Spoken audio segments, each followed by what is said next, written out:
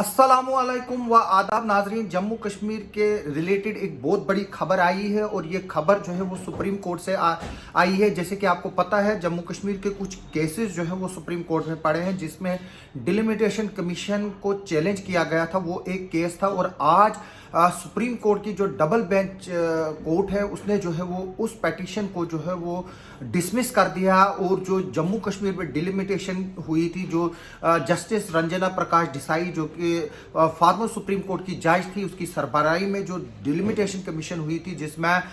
जो है वो 7 सीटें जम्मू कश्मीर में बढ़ाई गई थी और अब 90 सीटें हुई हैं, जिसमें 6 सीटें जम्मू डिवीजन में बढ़ाई थी और 1 कश्मीर डिवीजन में। और उसके अलावा जो जम्मू पुंछ कॉन्स्टिट्यूएंसी है, पार्लियामेंट्री कॉन्स्टिट्यूएंसी, उसमें जो है वो एक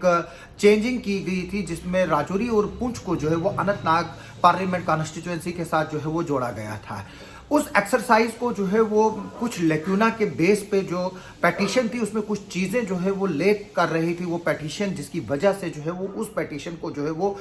खारिज कर दिया गया। और इस वक्त जो सुप्रीम कोर्ट से जो आ रही है, हमारे पास जो डिटेल्स आ रही है, जो मीडिया के जरिए और जो डिफरेंट मीडिया हाउसेस है वहाँ से जो वो डिटेल्स आ रही है, उसके मुताबिक जो है वो जो मैं बता दूं कि जो जम्मू कश्मीर की जो डिलिमिटेशन रिपोर्ट जो है वो 5 मई को जो है 2022 को जो है वो सबमिट हुई थी और उसके बाद जो है इसको ऑफिशियल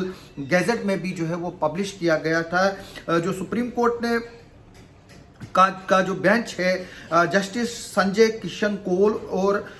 एएस ओका, जो कि इस पिटीशन को जो है वो सुन रहे थे और इनके सामने इस पिटीशन को जो है वो कॉन्स्टिट्यूशनल वैलिडिटी को जो है वो चैलेंज किया गया था। जो Jammu and Kashmir reorganisation act है, जो कि पार्लियामेंट में जब 370 को तोड़ा गया था, उस वक्त जो है वो जम्मू कश्मीर रीऑर्गेनाइजेशन एक्ट भी जो है वो पास किया गया था और उसमें जो है वो डिलिमिटेशन के लिए जो है वो बताया गया था और इसको जो है राज्यसभा और लोकसभा दोनों ने जो है वो पास किया था। इसके बाद जो है वो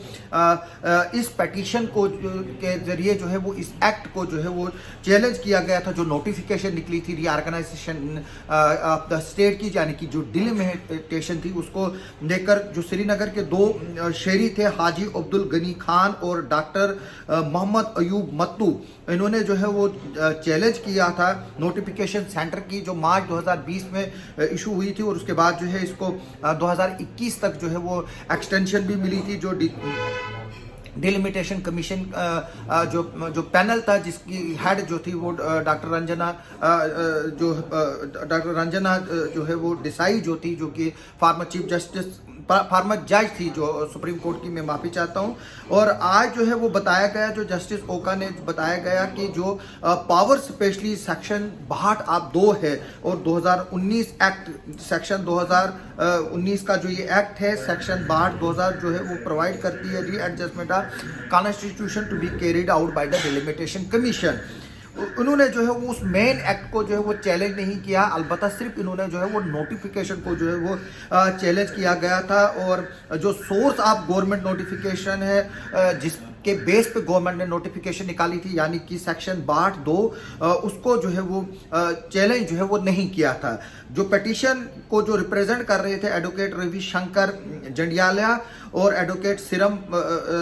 पराकट और MS विष्णु शंकर, उन्होंने आर्ग्यू किया कोर्ट में कि जो इलेक्शन कमीशन ऑफ इंडिया जो सेक्शन 60 ऑफ 2019 एक्ट है, was empowered to conduct the limitation exercise को था, उसी को जो है उन्होंने चैलेंज किया था। और they have further argued before the bench that article 170 of the constitution, जो आर्टिकल 170 ऑफ द कॉन्स्टिट्यूशन है वो बार करता है, यानी कि उसको इजाज़त नहीं देता है कि 2011 के सेंसस के बेस पे जो है वो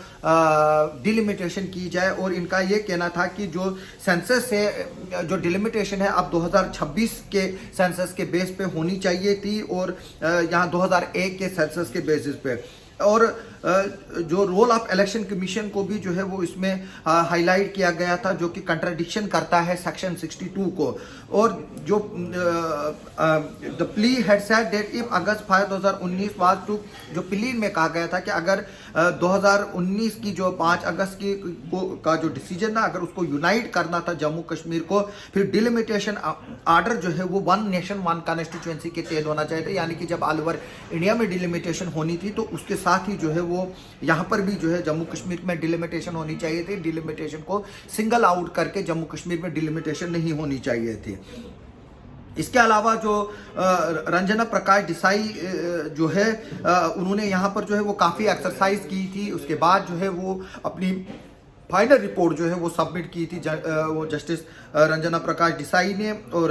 इनका ये भी कहना था कि जो गवर्नमेंट ने कहा कि वो एक पूरी एक्सरसाइज थी, और जबकि ये फाइनल रिपोर्ट जब गवर्नमेंट के गजट में जो है वो छप चुकी है, अब कोई इजाज़त नहीं बनती है कि इस पिटीशन को जो है वो माना जाए, और सुप्रीम कोर्ट को जो है उसके बाद कोई इख्तियार नहीं रहते हैं कि वो इसमें जो है वो दखल अंदाजी करे, क्योंकि ये जो है वो ऑलरेडी गवर्नमेंट गैजेट में जो है वो पब्लिश हो चुकी है। उसी बेस पे जब गवर्नमेंट और जो पेटिशनर के एडवोकेट्स जब सुना सुप्रीम कोर्ट ने, उसके बाद सुप्रीम कोर्ट ने जो है इस पिटीशन को जो है वो डिसमिस किया है। और जो ECI and the ministry had maintained that the delimitation order had already brought into effect from May 20, 2022. The delimitation order cannot be re-agitated in a court once it had gained finality by publication in the Gazette, जैसे कि मैं जो बता रहा था। इसी basis पर जो है वो जम्मू कश्मीर की जो डिलिमिटेशन के खिलाफ जो पिटीशन थी उसको जो है वो डिसमिस किया गया है सुप्रीम कोर्ट में। और अब जो अगर कोई जो पिटीशन बचती है वहाँ पर जो आर्टिकल 370 और 35A को जो हटाया गया, उसको भी जो है वो सुप्रीम कोर्ट में कई पिटीशन के जरिए जो है चैलेंज किया गया है, जिसमें नेशनल कॉन्फ्रेंस है की पार्टी है, बाकी और भी पॉलिटिकल पार्टीज है। जो हमारे IAS ऑफिसर शाह फैसल साहब है, उनकी भी एक पिटीशन थी, लेकिन अभी तक वो पिटीशन के बारे में भी ज़्यादा स्टेटस नहीं है। कुछ कह रहे हैं कि उन्होंने वो विड्रा की, कुछ कह रहे हैं कि अभी वो प्ली जो है वो पिटीशन जो है वो वहीं पर मौजूद है। अब डिलिमिटेशन कमीशन की डिसमिसल के बाद जो है वो अब आगे चलकर जो है वो सुप्रीम कोर्ट 370 और 35A को लेकर क्या डिसीजन देता है, क्योंकि अब वो केस भी जो है वो अनकरीब लगने वाला है, क्योंकि जो चीफ जस्टिस ऑफ इंडिया है उन्होंने कहा था कि वो इसको जो है वो जल्दी सुनेंगे। अब कब सुनेंगे वो आइंदा आने वाला ही वक्त बताएगा, लेकिन इस वक्त सुप्रीम कोर्ट से ये खबर है कि जो डिलिमिटेशन कमीशन की जो पिटीशन थी चैलेंज किया गया था उसको जो है वो डिसमिस किया गया है। इससे पहले भी जो है वो जम्मू कश्मीर के कुछ लोगों ने जो यहाँ की इविक्शन ड्राइव को लेकर पिटीशन जो है वो फाइल की थी, उसको भी जो है वो सुप्रीम कोर्ट ने ये कहकर जो है वो डिसमिस किया था कि कुछ लोग जो है जो लैंड माफिया है, लैंड ग्रेबर्स हैं, और जो इन्फ्लुएंशियल लोग हैं जिन्होंने लोगों को चीट किया है, वो इस पिटीशन की आड़ में जो है वो बचना चाहते थे। और सुप्रीम कोर्ट जो है उनकी इसमें कोई मदद नहीं करेगा। और अलबत्ता गवर्नमेंट को ये कहा था कि वो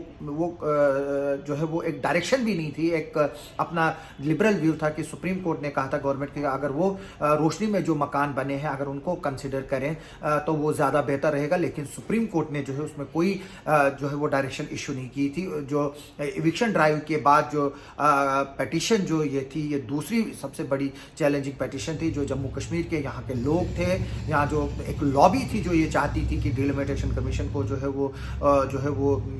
रिजेक्ट कराया जाए सुप्रीम कोर्ट से, क्योंकि उनका मानना था कि जो श्रीनगर डिवीजन है वहाँ पर ज़्यादा सीटें जो है वो आती हैं, जबकि जम्मू में जो है वो कम हिस्से में चढ़ती है अगर सेंसस को जो है वो मद्देनज़र रखा जाए। लेकिन आज सुप्रीम कोर्ट ने जो है उस